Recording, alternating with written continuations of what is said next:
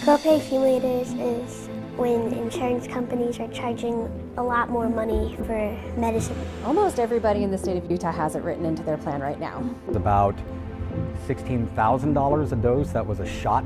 I felt like the insurance companies are doubling up, taking their money and my money, but not letting their money count. No. It is more important to us to have an increase in our profits than it is for your daughter to stay alive.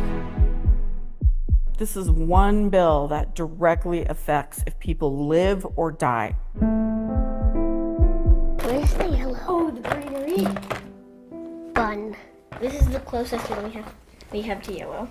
So is this. Penny and Sadie are yin and yang like mini sisters close in age. Motto. Tomato. Sadie is animated, Penny a quieter force. So bad. But Penny isn't like most 11-year-olds. Her parents can attest to that. We got our worlds rocked pretty soon after she was born.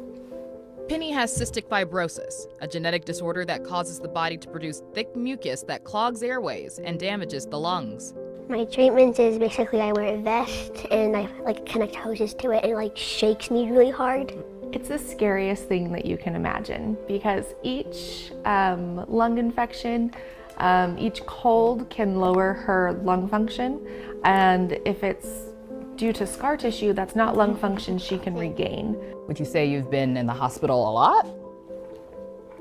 Yeah, I would agree. When you went to the hospital and you got out on your birthday, were you there because you weren't feeling well? Yeah, my stomach was really hurting.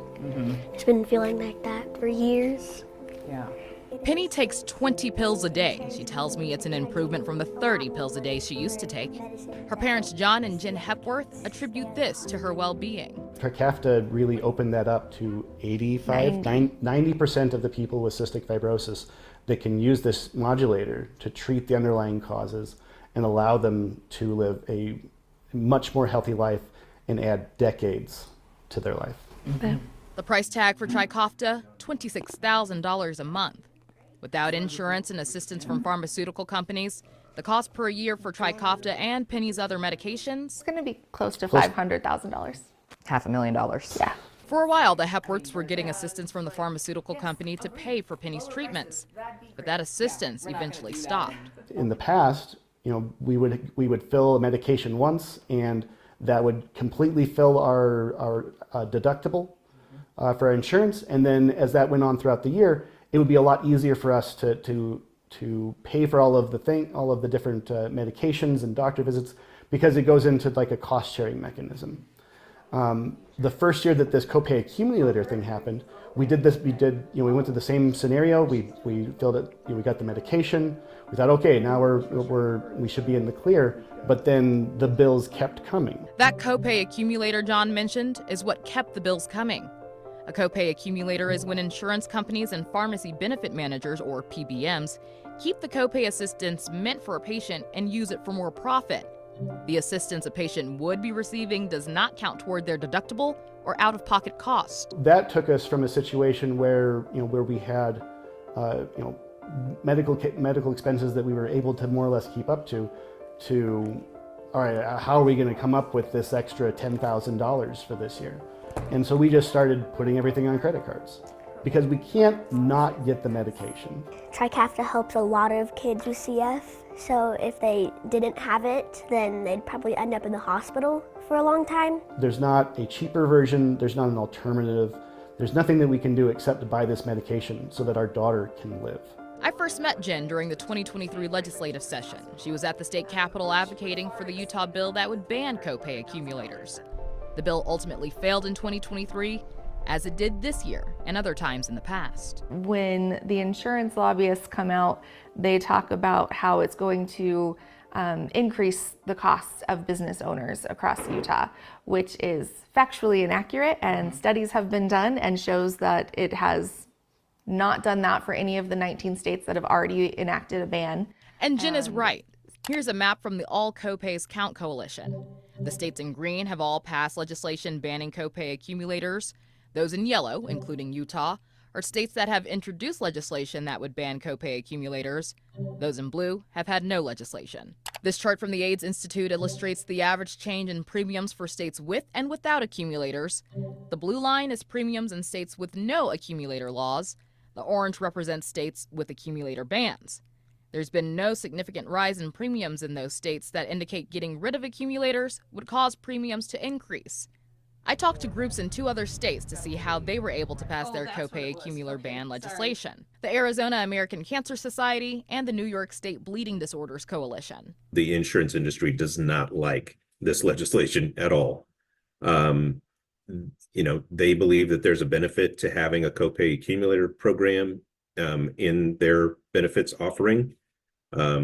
It, however, is anti-patient. Brian Hummel with Arizona's American Cancer Society says Arizona passed this legislation almost immediately when it was first introduced in 2019.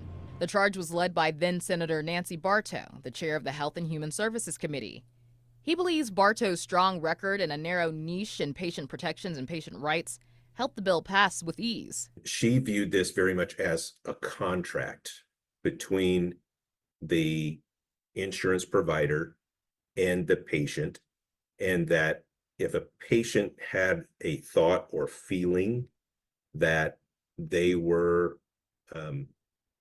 that they had the expectation of a benefit within the insurance plan, that they should have access to it. New York's bill, on the other hand, took longer to pass. They too first introduced copay accumulator legislation in 2019. Jessica Graham with New York's Bleeding Disorders Coalition says the offices the coalition met with didn't understand the ins and outs of high deductible plans. The coalition's objective including helping lawmakers understand deductibles as it related to patient obligations, which led to changes in the bill's language over a multi-year period. What we would tell them is, we want patient assistance to be able to actually assist patients. And when there's policies like copay accumulators and those sort of things, it pretty much negates the assistance that's available to patients. The amendments that we saw with the New York bill, I know that they've seen those in other states that have passed similar legislation. The bill finally passed in 2023. Fix your neurons. For Penny, who just turned 11, life is as normal as it can be for a kid with cystic fibrosis. Sugar is delicious. Jen and John are hoping Utah can make changes soon so that there's no barriers to keep her from having many more birthdays. Practice twice a week. Every Saturday we have a football game we cheer at. Birthdays better spent out of the hospital. And we had this assistance, and they say, no, it is more important to us to have an increase in our profits than it is for your daughter to stay alive. FIGHT, fight. We say fight. That map you saw earlier showed 19 states plus DC and Puerto Rico which have passed legislation against copay accumulators. Tuesday night, I'll introduce you to a second grader who has hemophilia and how his parents have had to make some very difficult decisions about his treatments because his medications were barely affordable. Plus, I sit down with Utah's insurance commissioner to hear why he says the state hasn't done more to stop copay accumulators. Robin Oginye, Fox 13 News, Utah.